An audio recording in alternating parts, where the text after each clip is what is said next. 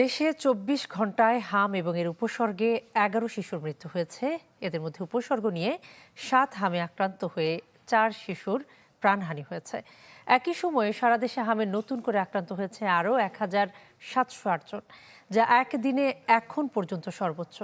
এদিকে হামে মারা যাওয়া ৩.৫ শতাধিক শিশুর পরিবারকে ২ কোটি টাকা করে ক্ষতিপূরণের নির্দেশনা চেয়ে রিট হয়েছে হাইকোর্টে।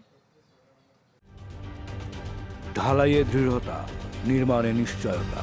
প্রিমিয়ার সিমেন্ট, ঢালাইয়ের রাজা।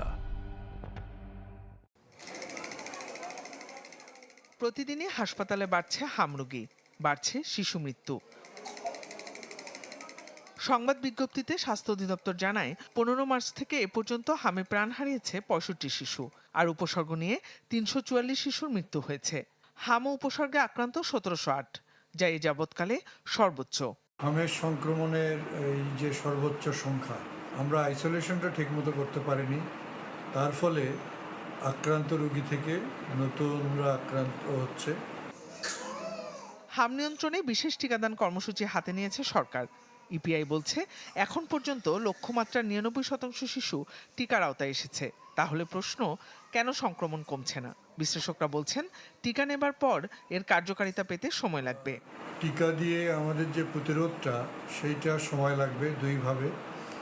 একটা হলো ৯৫% কাভারেজ আনতে হবে, এবং দ্বিতীয়ত হলো যে টিকা দেওয়ার পরে একটা সময় লাগবে ৭ দিন বা ১৪ দিন বা ২১ দিন, যার পরে প্রতিরোধ ক্ষমতাটা জন্মাবে।